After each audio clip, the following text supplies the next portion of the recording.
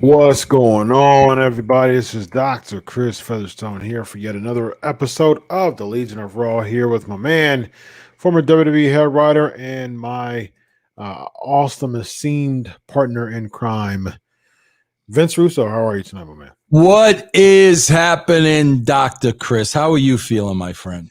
I am currently, what's so funny, man? Let me tell you something, Vince. Today we honor our fallen veterans who bled and died and served this country, and we salute them, we honor them in memorial, and we this day is for them. So for the sake of our veterans, I've known veterans who I really asked people like, what do you think about Memorial Day? And there's the majority of people, you're like, we fight for this country. We bleed and we put so much into this country. We want America to celebrate. All right. So my family and I, we had a great day with my best friend and best friend's wife, who's also like our best friend, and their kids. We all went and had some fun, played some putt type golf and played some games. So I was like, you know what, man, this is a good day, Vince. This is a good day. I had a couple clients this morning, but telehealth, stayed home, worked. And I said, you know what, man, this will be a great close for today. I got home. I was tired, ate well. My stepmother-in-law came from out of town this past weekend. She left yesterday and had a good time with her. This is a good weekend, Vince. What a way to close it. 8 o'clock comes rolling around. I said, oh, man. I got to watch Raw. Bro, I got a little worried there because I thought you were going to say, in honor of the veterans, we're going to put over Raw tonight. Oh, Chris, now you put me in a tough spot now, bro.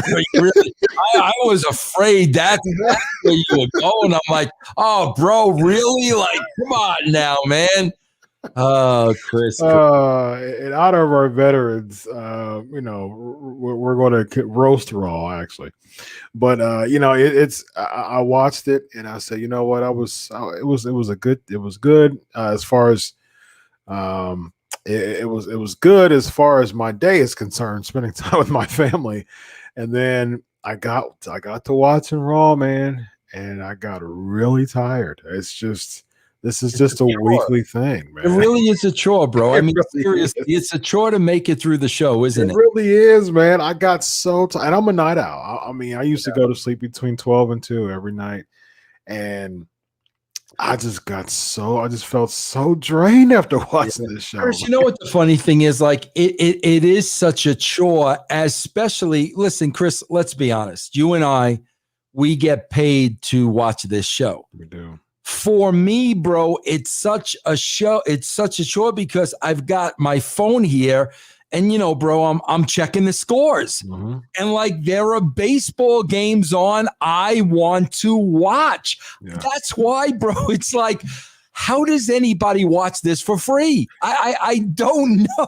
Like, is there really nothing better on TV for you to watch? And by that, this is what I mean, guys. This is what I'm saying. For you, for you dedicated WWE loyal fans out there, bro, it's not so much the show is awful. It's not even so much that. But, bro, you're watching the same show every week. Yep. That's what it is more than, like, I'm watching this show and I'm like, why do I feel like I've seen this a million times before, bro? I mean, like, my opening notes, first of all, I guess Miz did not get eaten by the zombies. So I want everybody to know, Chris, if there is a zombie apocalypse, we'll all be okay because Miz is okay.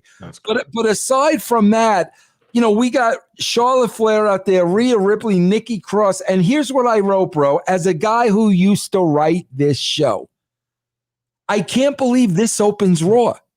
This is the opening segment of Raw. Nikki Cross and Rhea Ripley. This is the opening segment, bro. It took the writers 1 week, Chris, to come up with this as the opening segment. Yeah. And as far as I can think, as far as Raw is concerned, and really any opening segment, I mean, you've got to keep us going. Either if I'm coming in, you got to keep me there, or you have to really set the tone. And here's the thing, Vince, when you think of a prize fight, so to speak, which, Kevin Owens kind of books themselves to be. I like Kevin Owens, but, if we're going to do this prize fighting thing, let's stick to this logic here. All right. So when it comes to a prize fight, when it comes to a big boxing match, a big MMA match, you're willing to watch the undercard stuff because the main attraction is so attractive, right? Yep. If you get a Ronda Rousey, if you get a Conor McGregor, if you get a Manny Pacquiao, I heard that Manny Pacquiao seats are like the lowest is like $900 and something, and it goes up to like $7,000 for a seat, for the Pacquiao fight, and people are willing to pay that much money to see Manny Pacquiao fight, and they don't care about really the undercard. They're just there to watch it. And if WWE really wants to book their show with that same feel, at least give us something on the top to be attracted to, that in anything leading up to that, that's just icing on the cake. At this point, the cake's not even baked right now, because there's nothing on the top to look forward to be interested in any of the undercard stuff. Yeah. Yep. Makes no sense, man.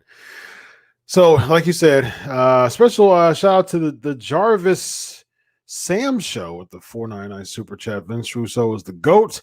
I pause CTM to watch this. I listen to CTM at this time, but because I refuse to watch Raw. Thank you, the Jarvis Sam show, for the $4.99 super chats. Start off with Nikki, and before that, look, y'all. So, along with Jarvis Sam show's comment, people literally don't watch Raw. It comes straight to the Legion of Raw to see us roasted. And if you want more of that, hit that sub button, y'all. Because look, here's the thing. Like Vince and I have said many times, 60 years of combined pro wrestling watch viewership between the two of us. 40 for Vince. Actually 35 for Vince. Actually, age, but you've been watching wrestling for 40 years. So we're at, what, 75? I've been watching wrestling closer to 50. 50. Okay, so I've been watching wrestling for 35. And so we're at 85 years of wrestling combined. And so 85 years of wrestling combined, I think that we have enough data in our repertoire, in the annals of our wrestling viewership, to adequately make a determination of the current product. We're not just people coming in. We're not just like the writers from WWE with very little experience, just coming in and just saying, okay, I'm going to write something. You've been watching wrestling since the 70s. I've been watching wrestling since the mid-80s. All right. And so that is plenty of experience, generations of pro wrestling experience to know what we're talking about as far as that is concerned. Well, and also, Chris, it's also TV experience. For sure. We know, we've seen every genre of television.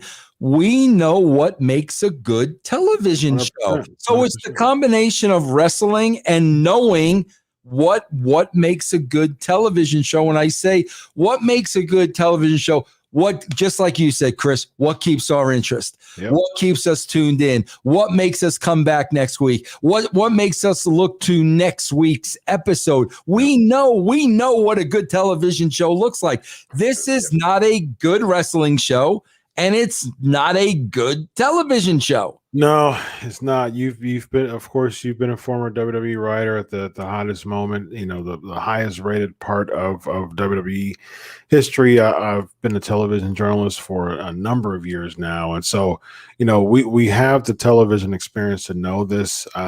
So clearly, you all come here to see us and our expertise roast Raw, because there's a lot of people out there in the chat that say, you know what, I was once that person who really loved the product of WWE and pro wrestling in general, but specifically WWE. I remember back in '93 when Undertaker went against Damian Demento in the Raw main event. I remember the evolution of the Undertaker and Mick Foley and Triple H and D-Generation X and all those awesome names, Austin, Angle. And then over the past 10, 15 years, there's been a huge lapse. I still want that feeling of pro wrestling from yesteryear. So I want to watch Legion of Raw. And thank you all for doing that. So you hit the sub button. Chris, you want to know something, bro? You just said something very interesting. I don't know if I want it anymore because, Chris, I think it's too late. I think I'm really, Chris, I think I'm over it. I don't think I long for what we used to have, Chris, because, bro, we've been without it for so long now. Yeah. We've just gotten used to being without it. Yeah. So I don't think I long for it to be, because we know, bro, it will never, ever be that way again. Why? Because we talk about this every week. They don't care. Yeah. It's not about the television show anymore, bro. It's about how many deals can Nick Khan sign every week. So it's not going to be what we were fans of, Chris, ever again. I don't ever think it will, man. But I would say that there's a lot of people, especially there's people I know and people, from our interaction, that still is more of it's more of a sign of therapy. I'm a therapist, Vince, and it's more of a sign of group therapy. Consider this a group therapy session, Vince, because essentially what happens every week is we watch a product that is not a proper representation of what we grew and love as fans. All right. And so at the end of the day, you have a lot of people who are watching the product and saying, I don't, and here's the thing, Vince, people don't even watch the product anymore. Like I said, they come straight to this show because they enjoy you and I. Chris, you want to hear something interesting? Mm-hmm. My favorite sport in the world, and it has been since I'm a little kid, is baseball. Yep. We are seeing a dramatic change in baseball now because we've had 7 no-hitters in the first 2 months of the season. Bro, do you know in a baseball game the other day, there were 51 outs recorded and 31 of them were by strikeouts. Wow. Bro, pitchers are striking out 10, 12, 15 people a game. There's definitely cheating going on. They're breaking the rules. So I think it's fair to say, Chris, it is not the same baseball I watched when I was watching Willie Mays and Roberto Clemente. I watched Willie Mays. Oh, hold on, Chris. Chris, hold on. Chris. Oh, Chris. I got you. I got you. Oh, hold on. Chris. Yep. Can you hear me? I can't hear you through my headphones. Chris. Yep. Hold on.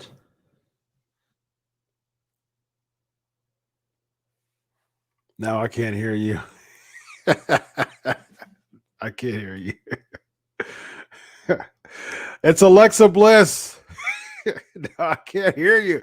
Alexa Bliss is playing tricks on you.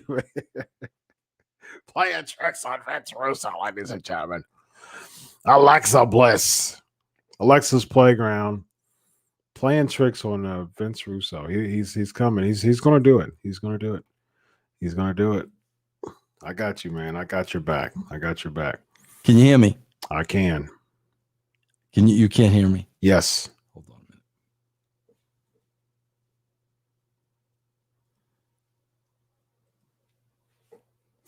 minute. I can hear you. Can you hear me? Yes. Chris, I can hear you. Good. Okay, I'm sorry, Chris. We can't edit that out. This is live, ladies and gentlemen. We're live, pal. Chris, I'm going to point out something very interesting to you.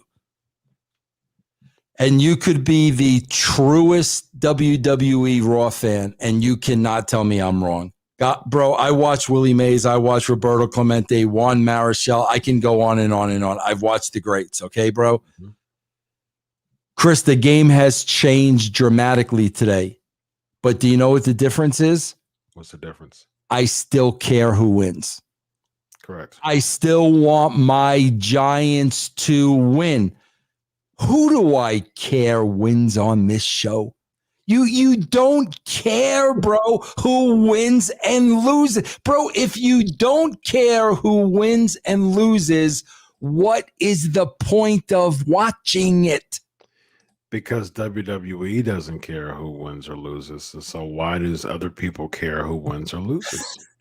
Bro, you are not rooting for a player in the game. Why do you care? Right. Exactly, man. Yeah. So we talked about the opening segment. Bro, I think it was more entertaining when the roadcaster was messed up and we couldn't hear each other. But like, hey, we'll talk about the show, bro. Yeah, I agree. We'll talk about the riveting 1 minute challenge. Go ahead. Oh gosh, yeah. So this leads to Nikki Cross saying, "I could beat you in 2 minutes," and then somehow Charlotte not accepting that. Her pride gets in the way and said, "I can beat you in 1 minute," but somehow it gets converted to a 2 minute beat the clock Raw again, or eat the clock Raw and beat the clock Raw. And so Nikki Cross defeats. See, here's the thing with the beat the clock challenge. You let me know, Vince, if you've ever booked it this way. I could be completely wrong here. Okay. Mm-hmm. Now, when it comes to beat the clock challenges, you usually do the beat the clock challenges to see which set of people which one of the set of people has the fastest time of winning. All right. Mm-hmm. And you can, if the clock just keeps going. If you lose, you're out. If you win 5 minutes, you're out. You set the tone, and then you have that clock and it keeps going down as far as who's going to have the fastest time. Right. If someone wins the 5 minutes, then that's the time for the next person to fight. And so forth. When did it ever get to the point where if you don't pin the person in the allotted time frame, you lose the match? When did that ever become a thing? But wasn't there a prize though? If she doesn't get pinned in a minute, does she get a title match or something? So it became a 2 minute, and so she said a minute, and then it became 2 minutes somehow, and then that led to she said that I think that I should get a title match after Hell in a Cell because it's going to be heel Rhea against heel Charlotte at Hell in a Cell. And Nikki Cross feels like she should beat the winner of the match. And so now she hasn't been on the show in 6 months. But she beats both of them in 2 minutes. She beat them by not getting beat. Yeah. By not getting beat. Like, so essentially, why don't I just request beat the clock challenges and just run around the ring to become number one contender? Like, why can't I do that? Chris, did you see Raging Bull? I didn't, but I've heard of it though.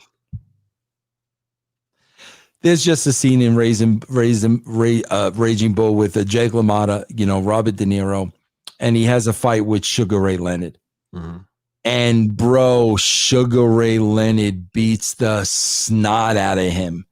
But he can't put him down.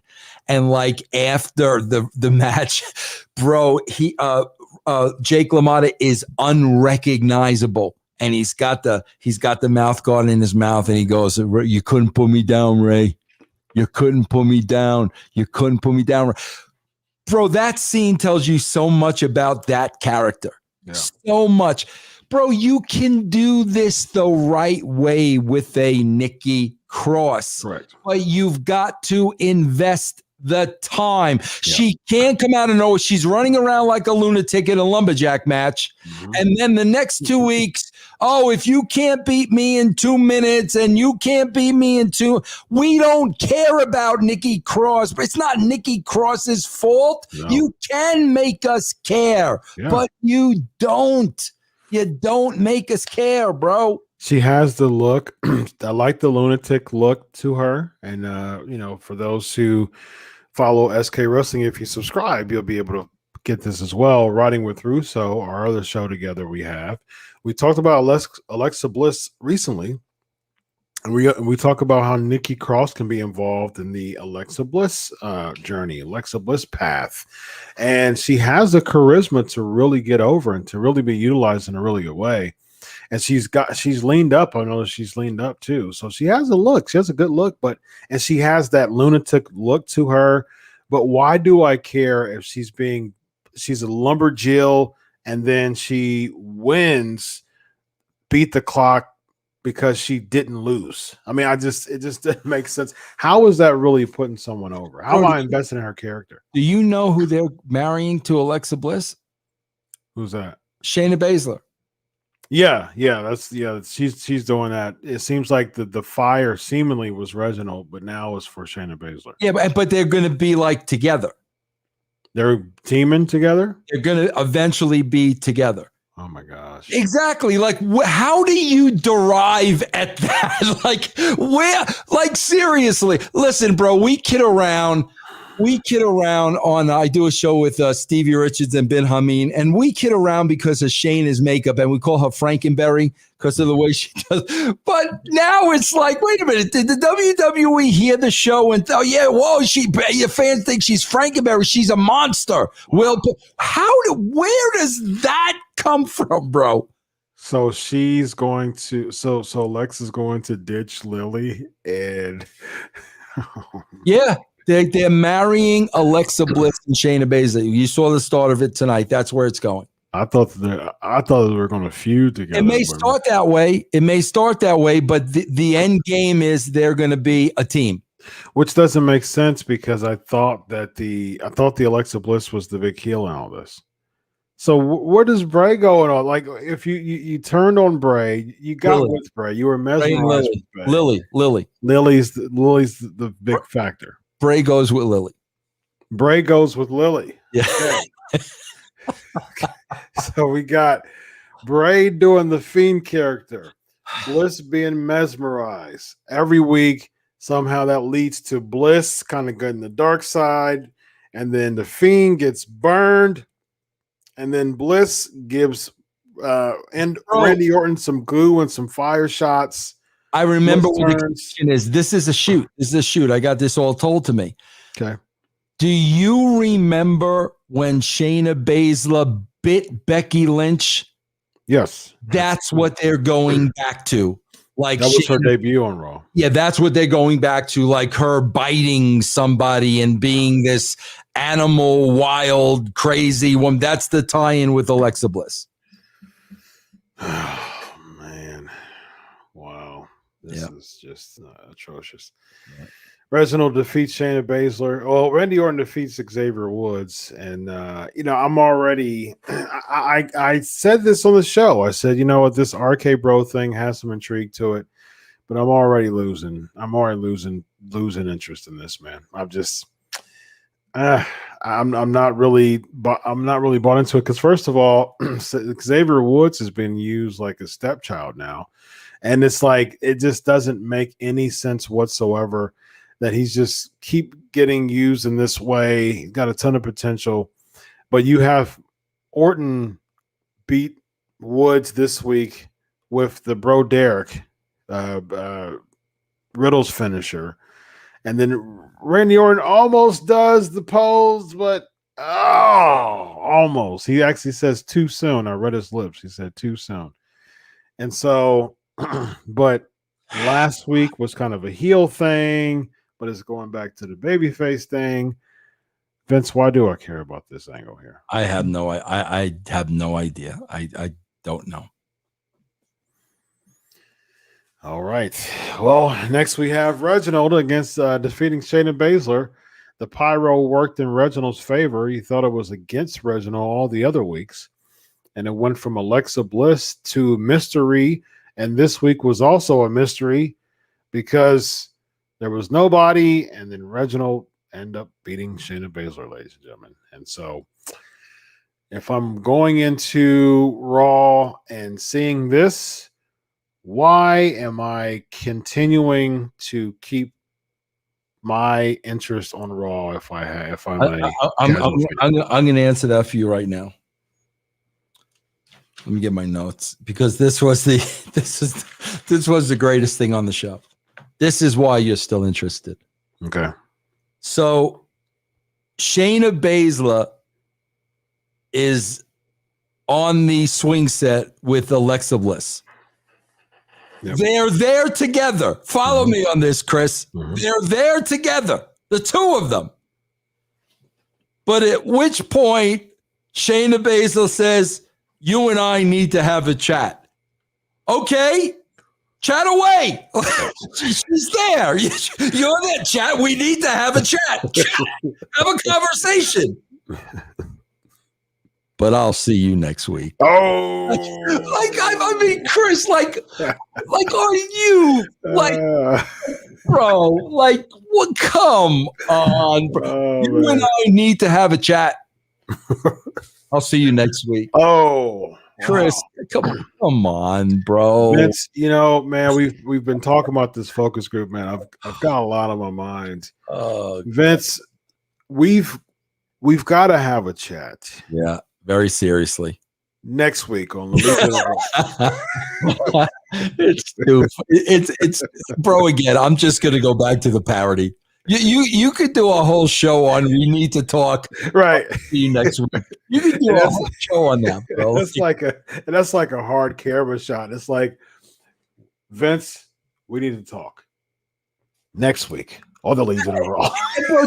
Just think about the logic. See, we're making fun of that, but we're not even talking about the real logic behind it. Supposedly, Alexa Bliss blew that fire, which caused Shayna Baszler to lose the match. Yeah. So why ain't we confronting her right there? Correct. Why you beat up Reginald, though. Right. Who was sitting on the seat. You beat up Reginald. But yeah. You didn't beat up. Do people really understand what we're saying and how ridiculous all this is? Yeah, I don't think if someone comes in and watches the Legion of Raw based on what really happened on Raw, they would say, what the heck are they talking about? What is going on here? Talking about, I'm going to beat the person who was just in a regular match. I mean, it was a match and he beat me. But I'm not going to go against the person that a few weeks ago I saw was the purpose of the pyro and causes me to lose every week and actually cost me last week the women's tag team title ability to win the match again. I'm not going to go again. I'm not going to beat her up. I'm going to beat the guy up that just simply used that to his advantage and rode me up. I just, I don't get the logic there. No, but Alexa though, I'm gonna beat up Reginald today because he just simply beat me. Right. But Alexa, next week, I got you next week. Next week we got to chat. And here's another thing, like that we followed that up with, bro. I swear to God, we got Mace and Cole Crowbar. What bar? We got Mace, bro. When they cut these promos, are these not the same? Is this not the Ascension? Bro. Now, is there nobody in that entire company that says, "Wait a minute, I've seen this. Yeah, I've seen this before. I swear, bro. Do they not know that they're doing the Ascension and the Ascension died in about 4 weeks? Yeah." They're doing the same thing with these guys, bro. Please tell me how this is different than the Ascension? I mean, please explain to me how this is any different than and explain to me how Vince McMahon is watching this and he's like, okay, you know what? This one is going to actually work. This one's going to work. The Ascension, I understand, but they didn't work. But these guys, absolutely. I don't understand how they think that this will work, Vince. And where's it's the same thing, bro. And where's Cranky? What happened to Shanky? Where's Shanky, man? Shanky and Cranky, man. Where's Jinder, man? Where's Jinder? What did he do now, Jinder? It's become a hashtag, Vince. It's one and done. One and done, Jinder. Where's Jinder? Hashtag where's Jinder? Everybody, there's a lot of people who watch this every single week. All right. So this is what we're going to do. Since we, continue to put Eva Marie over. Yes. Which she actually gave you some love today, as far as I heard. I heard a message. I got a message that she gave you some love. Yeah, somebody said, Mitch, I don't know what she said though, bro. But yeah, because I stop everything when Eva Marie comes on. That's the only time I watch. Yeah. So yeah. But here's the thing, man. This is what I want you to do in my stead, my man. Okay. Big man, as Ric Flair would say, the nature boy. Look, so hold on, I want to bring it up actually. So she keeps giving you love, okay? Yeah. This is a two-man show, Vince. All right. Yes. So you need to let your girl Eva Marie know that this is a two person attraction. So if you are watching Eva Marie, listen, I need a follow and I need a tag. We're a team, bro. Yeah. Well, okay. What do we do? Yeah. Where's Vince Russo at tonight? Yeah. Quiet, brother. Yeah. See? Yes. Yes. He's that. getting ready for Legion of Raw. Yes. That's right. Yep. Sportskeeda so tagged back and said, where's Vince Russo tonight? And did you get my bouncy Brooks? No, let me see. No, I didn't get it. Yeah, so I said about that. So they gave me some love. Go down a little. Let me see. So this is what they said. They gave me some love, and my response was, "Boom!" About that time for Bouncy Brooks. Bro, big win tonight for Bouncies. The Bouncies got the big one tonight, bro. The Bouncies. They got the big one. The big one tonight, bro. Bouncies. Brooke and Manny, the Bouncies. Bro, listen, I got to be honest with you. Somebody made a big donation when I was on YouTube, and they requested that I sing a Sweet Child of Mine for the donation. Okay. So I stopped everything. I pulled on my karaoke, and I come back and I see Sheamus is wrestling Ricochet and Cirillo. He's going to beat Ricochet first and then Cirillo, but he loses to both. Please tell me what happened here, because I wasn't paying attention. I got lost. What happened? So Carrillo helps Ricochet beat Sheamus, and then Sheamus goes against Carrillo, and Carrillo legit breaks his nose, so he's having a big Sheamus. Break Sheamus's nose. Yeah, so he did like a back fist type of deal, back forearm smash, and so blood just gushing out, and then Ricochet distracts Sheamus, and then Carrillo wins. So they both beat him on the same night. Can I ask you a question? See, I'm being dead serious here. If I'm a fan and I'm watching this segment, honestly, Chris, what am I leaving with?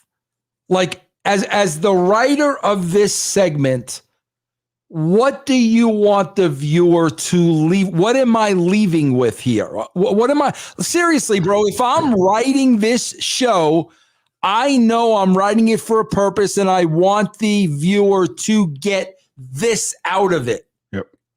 I mean, who's the heel here? The two guys that cheated or Sheamus? Yeah.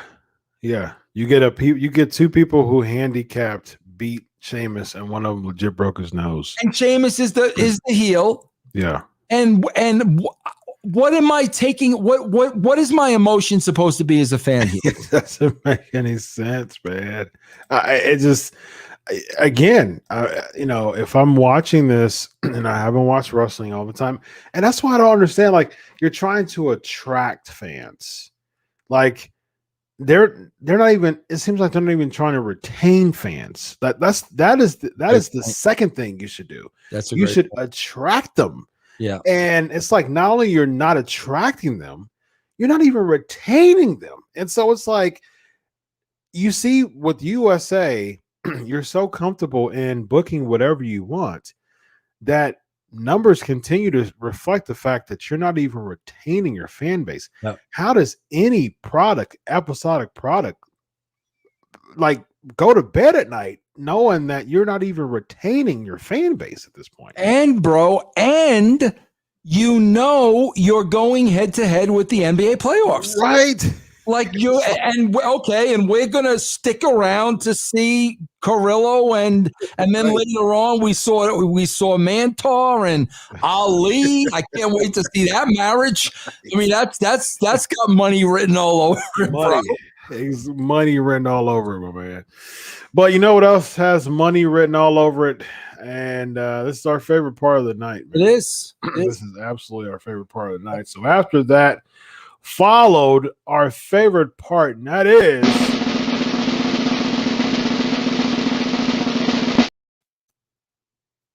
absolutely, ladies and gentlemen. Yes.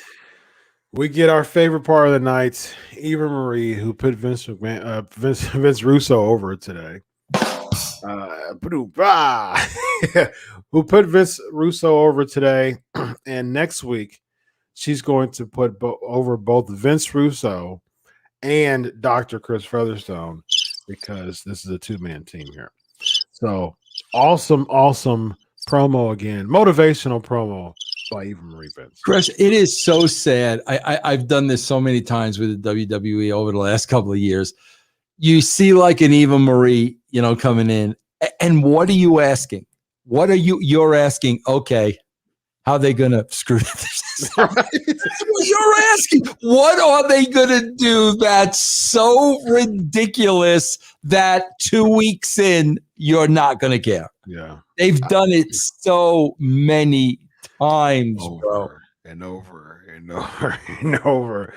And she only got one promo this week, didn't she? Yeah, only one. Yeah. Oh, see, come on, man. She used to get the 2 a week. Yeah. I want to make sure. I was like, come on now.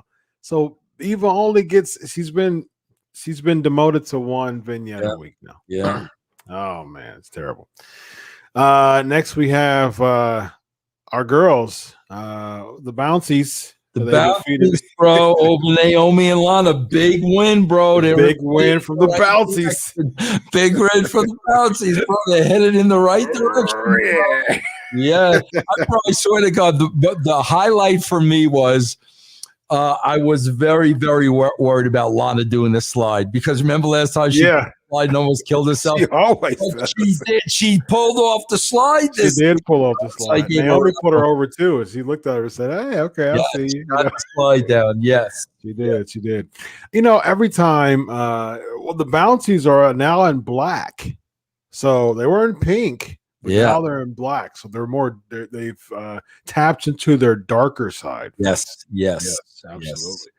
So the Bouncies get a win. I mean, look, can you tell me what gimmick is the Bouncies? Like, what is Mandy Rose and Dana Brooke? The Bouncies. The question is, wait, they're the Bouncies, Chris. We've been saying it for the last 30 minutes. Was that a trick question, bro? They're the Bouncies because we put them over as the Bouncies. Okay, what are they supposed to be? As far as just a regular person. Look, the reason why they're over is because we put them over every week. But when it comes to Raw, if I'm just a person watching Raw, and I'm not too privy of the characters, of who they are. Who is Mandy Rose and Dana Brooke, Vince Russo? Like, what am I buying into? What am I supposed to invest myself in with the bouncies here? I have I don't know, because they never told us from day one what drew them together. True. If we don't know what drew them together, then what do we know? We know nothing, bro. And they still have not made it clear of why they're a team and why who they are. Why are Naomi and Lana a team? Yeah, it doesn't make any sense either. It still doesn't make sense. I don't understand it. And every time I see them team up, and I'm like, Naomi should be the biggest babyface on Raw right now. I still don't understand the fact that Naomi is continuing to be in the slot that she's in. I say this all the time. She can be the face of the WWE. She's got merchandise written all over, especially going into the fans coming back. So you're going to have all the merch. You want to put people like Naomi at the forefront because it's best for business. One, she's got all the glow stuff. She's amazing. She's athletic. She's easy on the eye. She's got all the necessary steps, all the checks on the checklist to be the face, but you're relegating her to teaming up with Lana. No disrespect to Lana, because she's definitely growing as a competitor, but that's not a good spot. That's not a good spot for Naomi, though. You know what the thing is, Chris, we got to take into consideration too, that is really sad, bro. At one point and at some point, they all give up. They just give up. It's clear. They pitch, they go, they pitch, they go home, they think of ideas, they get excited, they think they got something really good. Yep. They pitch it, they're all excited. Vince gives them the old let me think about it, and then they're doing the bouncies. Yeah, that's right. And the wind gets taken out of their sails, bro, where it just becomes a job to them. And why do we care about the women's tag division now? There's nobody in the women's tag division, as far as number one contenders, that feel separate than everybody else. I really don't understand that. Like, now you've got the bounties seemingly as the number one contenders.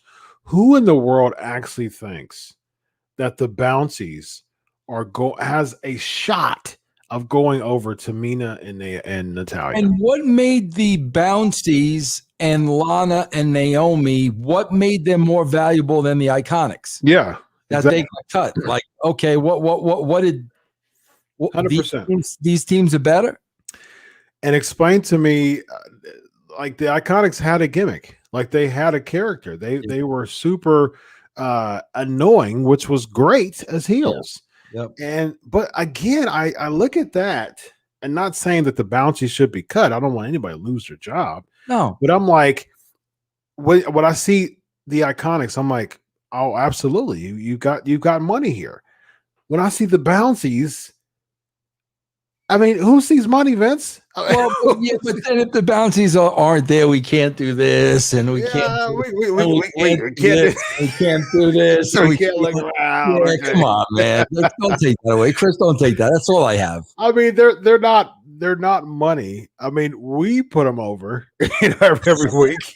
And that's the highlight of our night, but it's not the highlight of 2 million fans. It's every Monday night.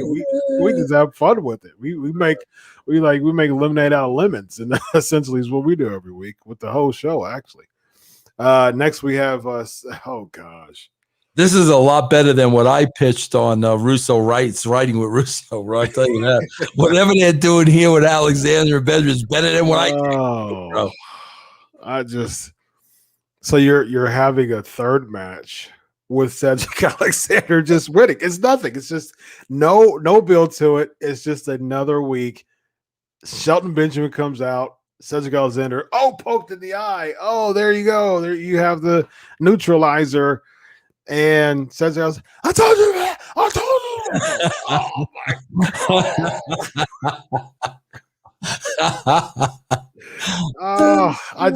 you. I was actually working on a project because here's my thing, Vince. I always have to do something.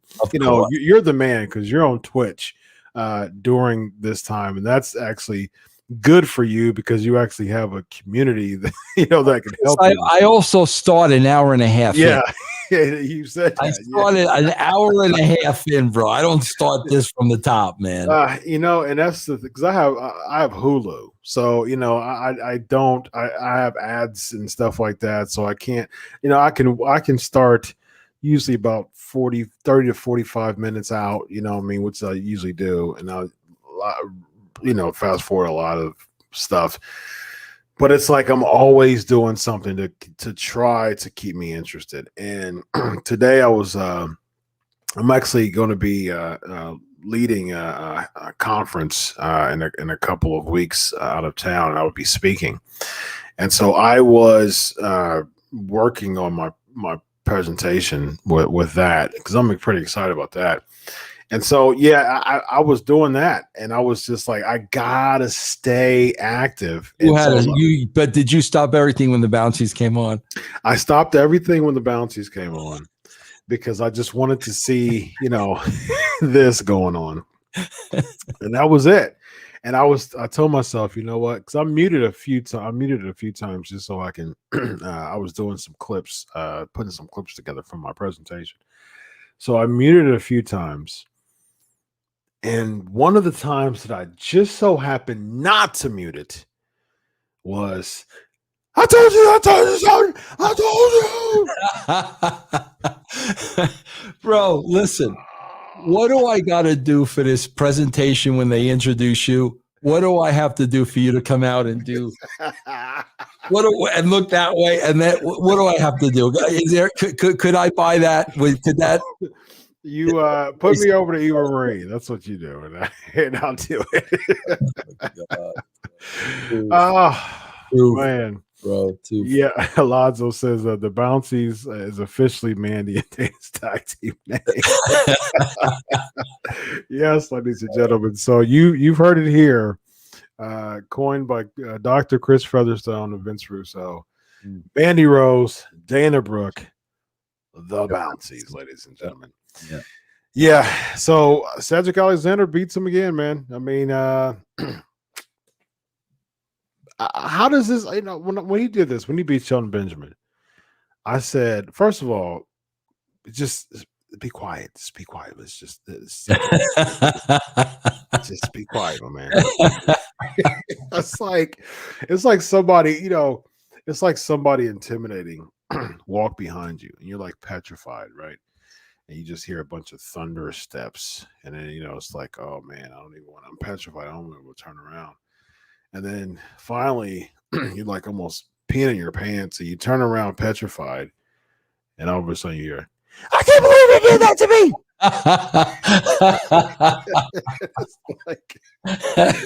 That's how I feel about Cedric. I just can't take it, man. Another really odd part of Raw, just like the rest of it, was AJ Styles and Omos defeating Jackson Ryker and Elias.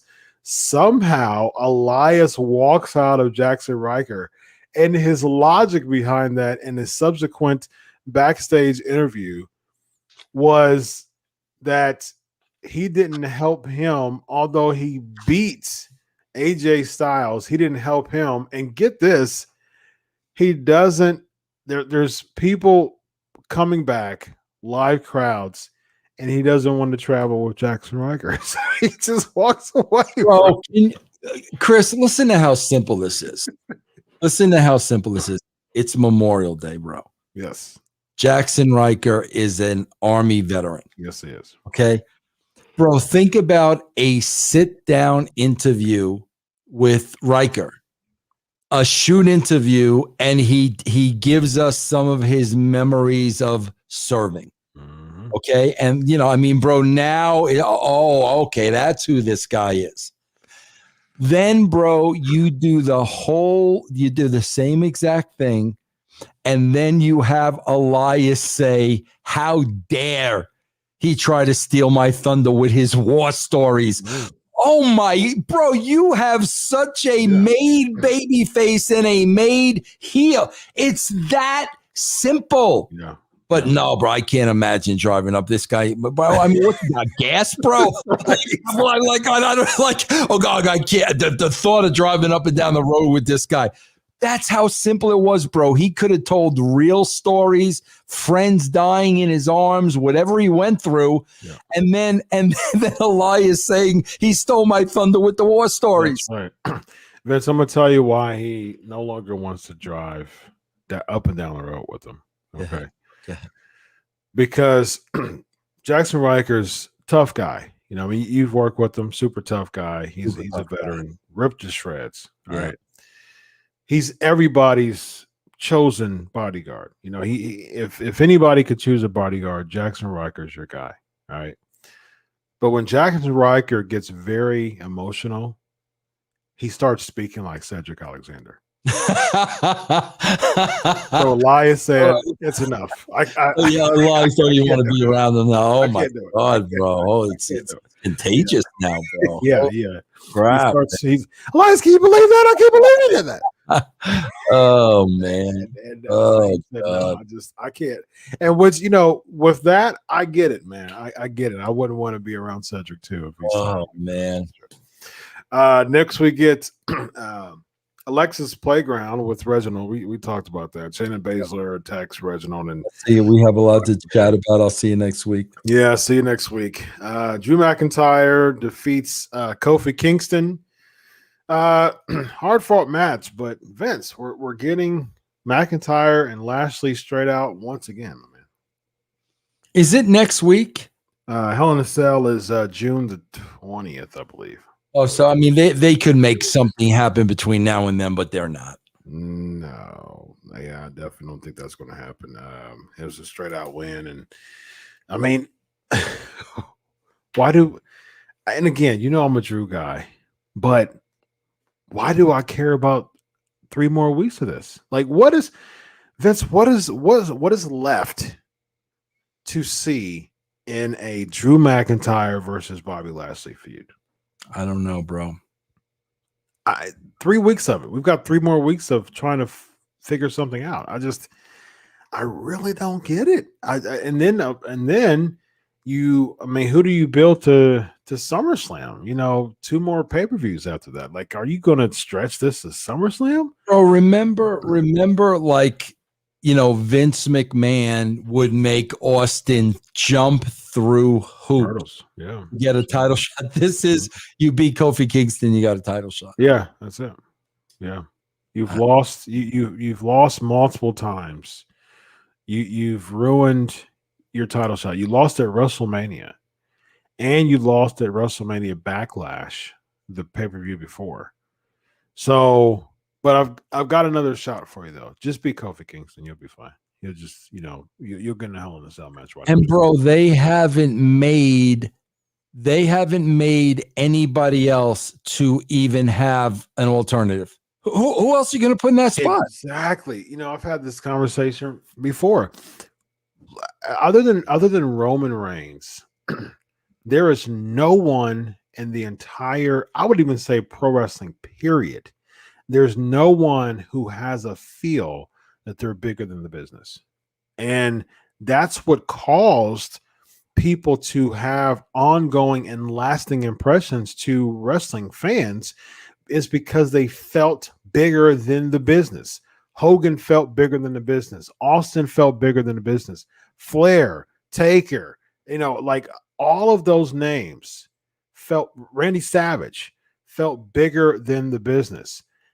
There's no one in the entire, I would even say pro wrestling period, other than Roman Reigns, that actually feels bigger than the business. And so who in the world are you grooming to make us care and attract new people? And again, that's should be the emphasis, at least, to attract new people to feel and be invested in a character.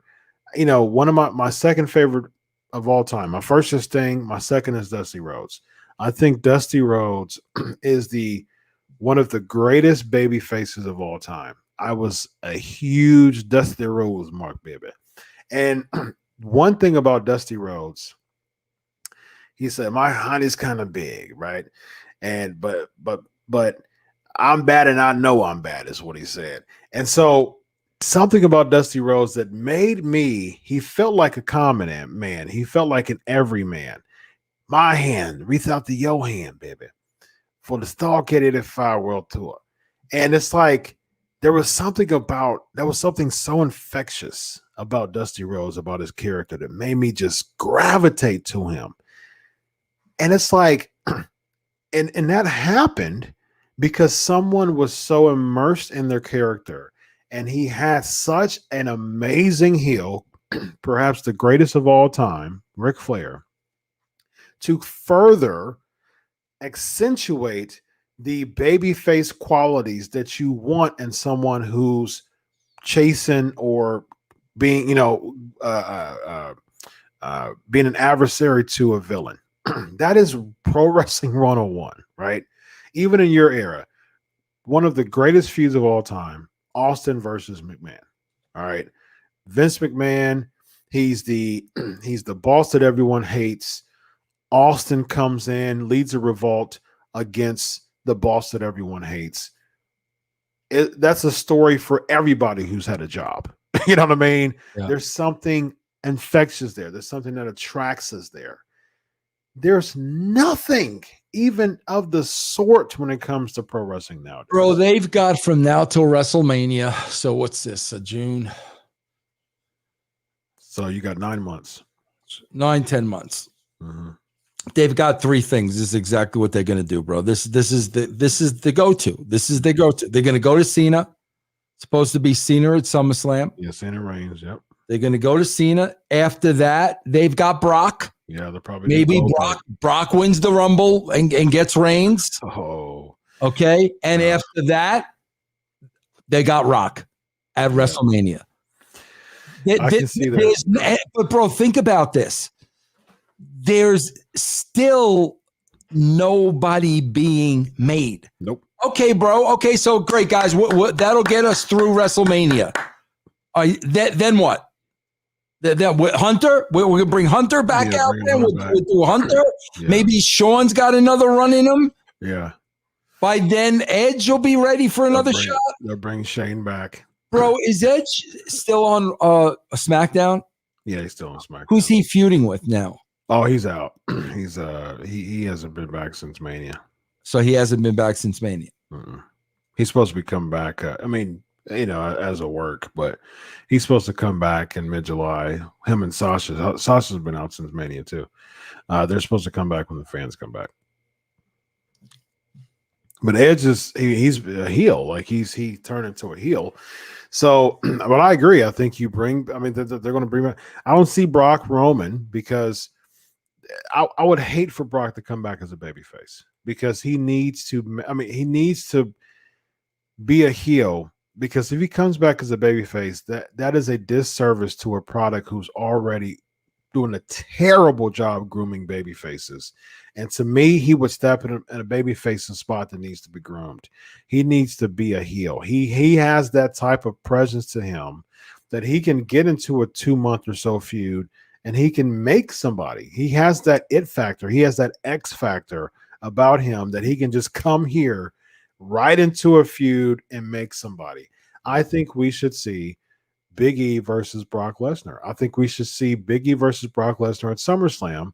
And I think they should put Big E over Brock Lesnar, and that should be the start of him being groomed. What are they doing with Big E now, bro? Aleister Black came back last week. He made it and no-showed this week. But he came back last week and hit Big E. He was feuding with Apollo Crews, but Aleister Black came back and attacked him. Well, he put him in his finisher. For what reason? Nothing. Yeah.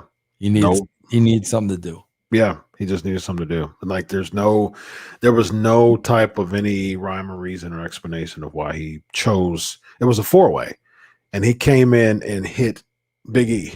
And I'm like, Big E's the baby face that you need to be grooming right now. And now you're going to default him and put him in a feud with Aleister Black. And I'm like, they just don't have anyone to groom. I mean, they have the talent, they have the people, but just they don't they're not investing in grooming another person.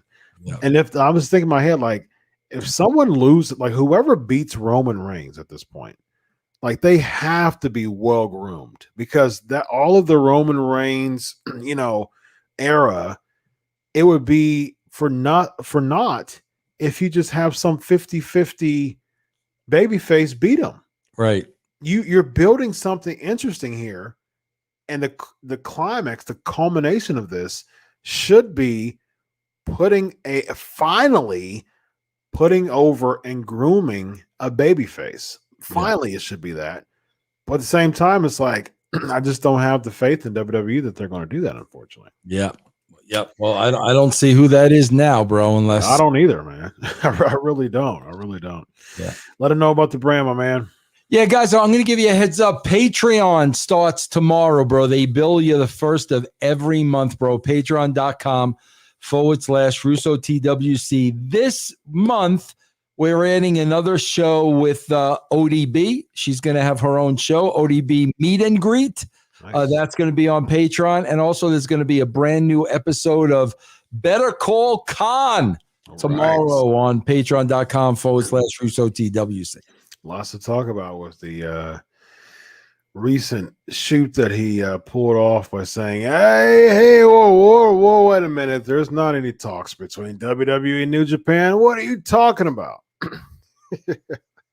That's your boy, man. Your boy, the TK. TK, man. TK, baby. TK all day, baby. TK all day, brother. TK in the belt. Bring in the bounties, TK, bro. Bring in the bounties, bro.